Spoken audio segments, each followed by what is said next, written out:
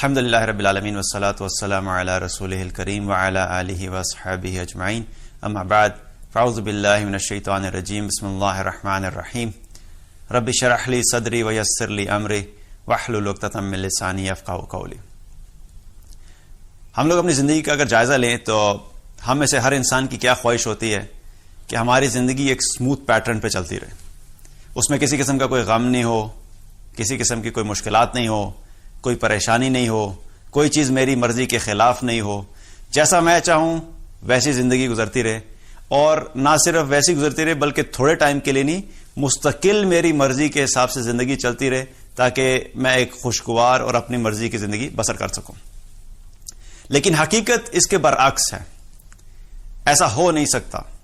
جیسا ہم اپنی زندگی کو چاہتے ہیں، بغیر مشکلات کے، بغیر خوف کے، بغیر پریشانی کے، بغیر چیلنجز کے، بغیر کسی کی دشمنی کے، ایسا ہو نہیں سکتا، کیونکہ اس چیز کے بارے میں قرآن میں اللہ تعالیٰ نے فرمایا ہے، اللہ تعالیٰ نے اس چیز کے بارے میں کمٹمنٹ دی ہے کہ تمہاری زندگی کے اندر یہ تمام سچویشنز آتی رہیں گی، کیونکہ اللہ تعالیٰ نے بھیجا کس لیے؟ آزمائش کے لیے۔ اللہ تعالیٰ ہم سب کو دیکھنا چاہتا ہے، الذی خلق الموت والحیات لیبلوکم ایکم احسن عملا۔ موت اور زندگی کا جو نظام اللہ نے بنایا ہے وہ اس لیے بنایا ہے کہ وہ دیکھنا چاہتا ہے کہ تم میں سے سب سے احسن عمل کون کر کے آتا ہے۔ تو جب آزمائشیں آتی ہیں تو اس میں بھی حقیقت میں اللہ تعالیٰ ہمیں آزما رہا ہوتا ہے، ان مشکلات میں بھی اللہ تعالیٰ ہمیں آزما رہا ہوتا ہے، اور آزمائشیں مختلف قسم کی ہوتی ہیں۔ قرآن میں اللہ تعالیٰ نے کیا فرمایا؟ وَلَنَبْلُوَنَّكُمْ بِشَيْءٍ مِّنَ الْخَوْفِ وَالْجُوعِ وَنَقْصٍ مِّنَ الْأَمْوَالِ وَالْأَنفُسِ وَالثَّمَرَاتِ وَبَشِّرِ الصَّابِرِينَ، کہ لازمی طور پر تم لوگ آزمائے جاؤ گے۔ کس چیز سے؟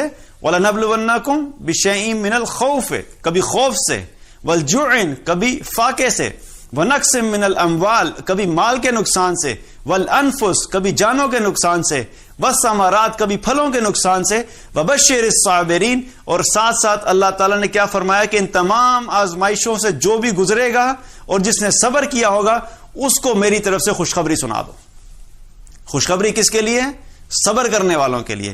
آزمائشیں آئیں گی، ابھی آزمائشیں ہر انسان کی زندگی میں ایک ہی وقت میں ایک ساتھ بھی ہو سکتی ہیں، اور کبھی کبھی کوئی کسی ایک وقت میں ایک ہے، کبھی دوسرے وقت میں دوسری آزمائش ہے۔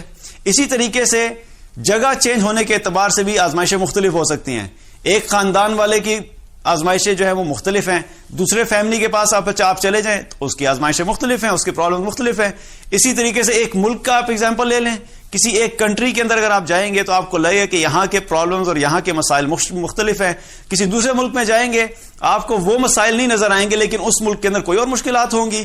تو یہ چیز یاد رکھیے کہ پوری دنیا میں کوئی بھی ایسا انسان نہیں ہوگا جو اپنی مرضی کے مطابق زندگی بسر کر رہا ہو اور وہ یہ چاہے کہ میری زندگی میں کسی قسم کی کوئی مشکل نہیں ہوگی۔ اب یہ تو یقین ہے کہ آزمائشیں تو رہیں گی، اگر ہم اس چیز کو پہلی چیز ہم ایکسیپٹ کر لیں تو آدھی مشکل ہماری ویسے ہی آسان ہو جاتی ہے، آدھی مشکل آسان ہو جاتی ہے، کیونکہ ہمیں جب پتا ہے کہ آزمائشیں رہیں گی تو اس کو ایکسیپٹ کرنا آسان ہوتا ہے۔